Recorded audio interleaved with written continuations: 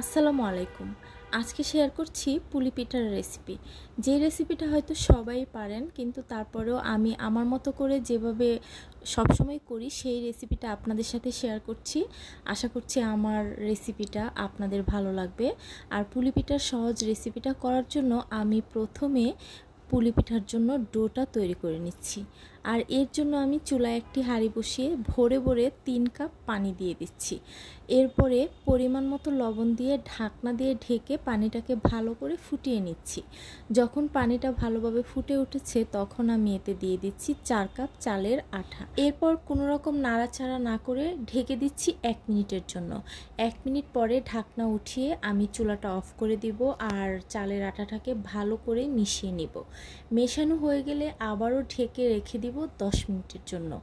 আর এটা অবশ্যই 10 মিনিট ঢেকে রাখলে চালের আটাটা একদম ভালো করে সিদ্ধ হয়ে যাবে।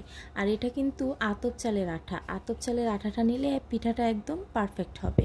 চালের আটা সিদ্ধ হওয়ার জন্য ঢেকে রেখে দিয়ে চুলায় আমি একটা প্যান বসিয়ে 1 চামচ ঘি দিয়ে দিলাম আর 2 টেবিল চামচ সুজি দিয়ে দিলাম। ঘিয়ের সাথে সুজিটা খুবই ভালো করে ভেজে নিয়ে 3টা এলাচ আর সামান্য একটু কালো জিরা দিয়ে সব কিছু 1 মিনিটের মতো ভেজে নিলাম। এরপর এখানে আমি কোরানো নারিকেল দিয়ে দিলাম 1 কাপের মতো। 1 কাপ নারিকেল দিয়ে এটাকেও সুজির সাথে হালকা একটু ভেজে নিয়ে এখানে আমি 1 কাপ গুড় দিয়ে দিলাম।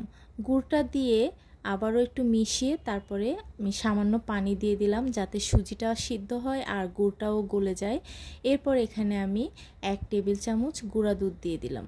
গুঁড়া দুধটা দিয়ে পানির সাথে ভালো করে মিশিয়ে নিয়ে এটাকে অনবরত নেড়ে নেড়ে যতক্ষণ না ঘন হচ্ছে ততক্ষণ নাড়তে থাকবো। আর এখানে আমি একটা তেজপাতা ছিঁড়ে দিয়ে দিলাম আর 1 চিমটির মতো লবণ দিয়ে দিলাম। এরপর নেড়ে চেড়ে যখন এটা ঘন হয়ে যাবে তখন চুলা থেকে নামিয়ে ঠান্ডা করে নিব। দেখতেই পাচ্ছেন এরকম ঘন হলে নামিয়ে নিব আর এটা ঠান্ডা হওয়ার পরে আরও একটু ঘন হয়ে যাবে। এবার চালের আটাটাকে আমি ভালো করে মথে নিব আর মথে নিয়ে এখানে আমি একটা ভাগ নিয়ে নিচ্ছি আর এটাকে একটু আঠা ছিটিয়ে তারপরে মোটা করে একটা রুটি বেলে নিচ্ছি। এটা কিন্তু আঠা দিয়েও করতে পারেন, আবার চাইলে একটু তেল লাগিয়েও রুটি বেলে নিতে পারেন। মোটামুটি মোটা করে রুটিটা বেলে নিয়ে তারপরে যে কোনো একটা কাঠার দিয়ে এরকম করে রুটিগুলোকে কেটে নিব। দেখতেই পাচ্ছেন আপনি চাইলে আরও ছোট করেও করতে পারেন বা আরও বড় করেও করতে পারেন। এরপর এটার মধ্যে পরিমাণ মতো যে পুরটা তৈরি করেছিলাম সেটা দিয়ে দিলাম, দিয়ে এই পিঠাটা শেপ দিয়ে দিচ্ছি। আর পুরটা কিন্তু অবশ্যই বেশি করে দিতে পারবেন না, তাহলে পিঠাটা ভাপ দেওয়ার সময় ফেটে ভিতরের যে পুরটা সেটা অনেক সময় বের হয়ে আসে।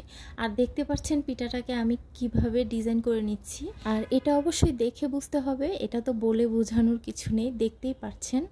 আর একবারে হয়তো হবে না, আপনি যারা নতুন তারা 2 একবার করার পরে অবশ্যই পিঠার যে ডিজাইনটা সেটা পারফেক্ট হয়ে যাবে।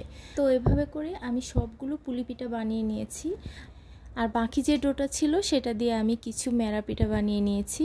তো এবার পিঠাগুলো ভাপে দেওয়ার জন্য আমি চুলায় একটি হাঁড়ি বসিয়ে তাতে পানি ভালো করে ফুটিয়ে নিয়ে উপরে একটি মাটির হাঁড়ি বসিয়ে দিয়েছি, ছিদ্রওয়ালা যে মাটির হাঁড়িগুলো ভাপের জন্য পাওয়া যায় সেগুলো।